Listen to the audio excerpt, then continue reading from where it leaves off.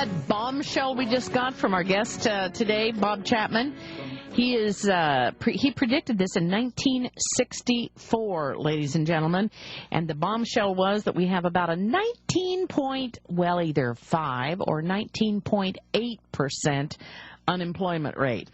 They are not telling you that on CNN, or even that weird guy on CNBC, that mad, weird guy that uses all the sound effects. He's not telling you that either. They don't want you to know, ladies and gentlemen. Well, if you want to get a copy, a free copy, a complimentary copy of the International Forecaster newsletter, here's the phone number to call, 877-479-8178, 877-479-8178. And if you'd like for him to predict what's going to happen and then you have to watch it play out, well, the best way to do it is knowing in advance. TheInternationalForecaster.com. Now remember, forecaster is Forecaster, with Bob Chapman. He is the editor of the newsletter, and it is amazing, and it is very lengthy. It's an email newsletter, and you can also get a hard copy one. But the email version, of course, is really, really handy. Call 877-479-8178. All right, Bob, let's talk about the federalization of banks, if you don't mind, because it looks as though we're moving into a new era of bailouts now that is going to make the U.S. government the biggest owner of banks in the world. And, of course, we had the Friday night follies. Did we lose any banks this past Friday? We lost 2. And I guess if we only lose 2 every weekend, it doesn't mount up until about a year, right? Until 24 banks have gone under. That's right. 52 times 2 is over 100 banks. But that figure is going to accelerate because as more and more banks reveal the bad loans that they have and the bad purchases that they made, it'll accelerate.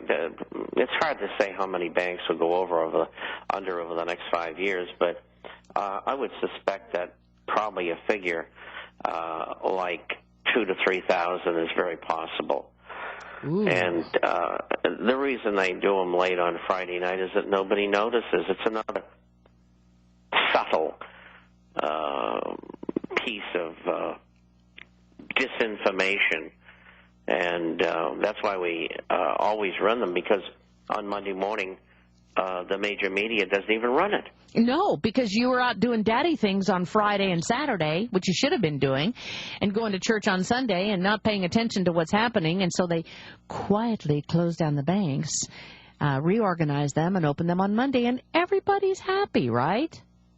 Exactly. How long can they do this? That's why I call them the FDIC Friday Night Financial Follies.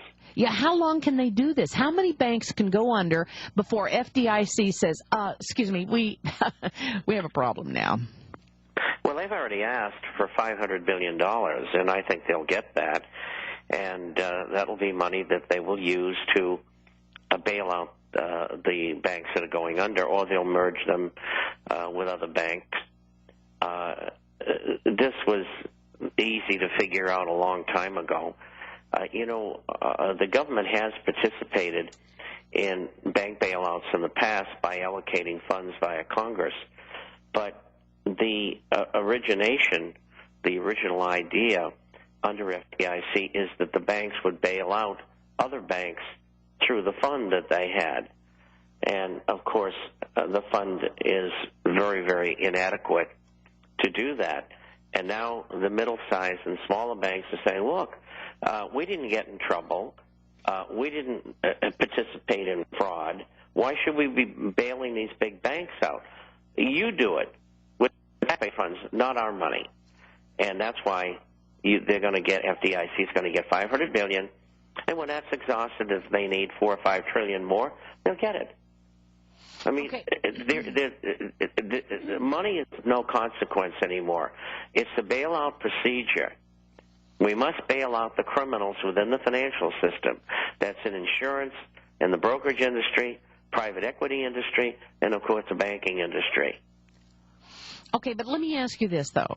With the bailouts occurring 2 a week, 4 weeks, 8 a month, and like you said, almost 100 a year. How much can they bail out? I mean, there's going to be a point at which they have zero in their little column. Are they going to go ahead and just say, let's print some more paper? Absolutely. Oh, man, how unstable. How unbelievably unstable. This is what corporatist fascist government is all about. This is bad news. We're going to be right back after this 3-minute break. And if you want to get your phone calls in so that you can talk to our guest today, we're going to talk to Ted Anderson next and find out. I'm hearing there's no gold. We'll be right back after this 3-minute break. Stay tuned. Welcome back to the Power Hour. This is Joyce Roddy, Dave Von Kleist, and I thank you for joining us on the Power Hour today. Just got an email from KM from Marty. It says, just heard on the local news that all the polo ponies from Venezuela died in Florida. Any comment? Yeah, my comment is, man, that's terrible. I feel sorry for those horses. I feel sorry for those owners. What is going on? I mean, like all the kids got sick in one school. 160 kids got sick in one school, and now the polo ponies from Venezuela died. I don't know any more than that. Just a comment. That's terrible. That's horrible. I don't know. Anyway, we're going to be talking to Ted Anderson this hour, and I thank him for joining us. Ted Anderson is a president of Midas Resources. The reason Midas is so important is it brings us Genesis Network, which brings us the Power Hour. So that's why Midas is so important to the Power Hour. He joins us, the president of Midas, to ask the question, Ted, is there any more gold? I understand. I got an email from someone who said that China is thinking about going on the copper currency because there's no gold and silver. Anything to that you know of? Well, I mean, not only just the United States, but the entire world is looking at going on to some kind of a standard that gets away from fiat currency. Could be the best thing that ever happened, if you ask me. Of course, copper could be an option. It really doesn't matter as long as it's set, honest, and people have to actually labor to get it. It's a good way to go. As far as I'm concerned, any kind of a solution that gets us away from central banking, like the Federal Reserve System and any of the other central banks of the world, I think is a good solution, just due to the fact that right now we have to take money on loan in order to have it for commerce, and that's just a recipe for future debt, selling off our children's future, higher taxes, and bigger government control. And even the funny thing is, it's being led by the Chinese. It's sort of a dichotomy that the socialists and the ones that actually want to go back to a gold standard. Joyce, I have something that's really hot I want to talk about. Okay. The Lakota Nation Silver Round. Those guys were down there at the Ron Paul convention, and they had those rounds for $25 a piece. And I did not see them there. They were there? Yeah, they had them there, and they were selling them for between $20 and $25 a piece. And I thought it was such a neat little deal. I was able to strike a wholesale arrangement with these people and be able to do it in volume.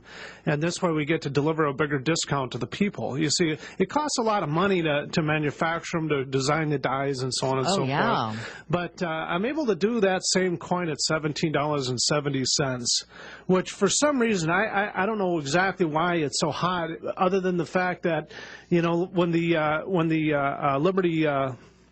that Liberty dollar, when that was seized by the United States government, the premiums ran through the roof on those. And the Really? Ron Paul dollars are like $50, and these are like $25.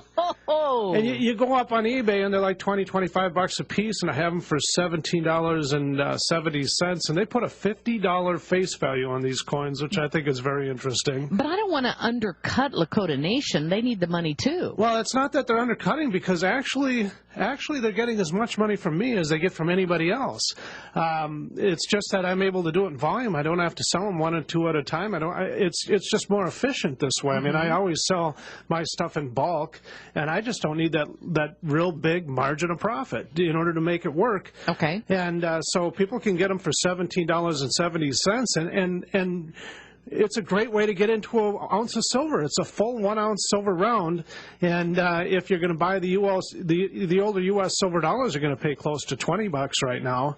So I think it's a great buy. Oh, that is so cool. Now, I know when we looked at doing a Gulf War striking the die on a Gulf War coin, it was so incredibly expensive that we couldn't even think of doing it. So you're right. It is expensive to do this, and I'm pleased that they have done it. Now, what does the Lakota coin look like? Well, it's got the Indian chief on one side and the buffalo on the other. It's a very interesting looking coin. I know that if you talk to any one of my sales staff, they do have pictures that they can email along, and I should email one to you. It represents the Native American nation of that particular area, and being that they're sovereign, I would assume that they have the ability to have their own currency as well, which they put $50 on this particular coin. So it's sort of a fly in your face Federal Reserve in the United States government, and I kind of, who I am, I kind of like the rebellious portion of this whole thing.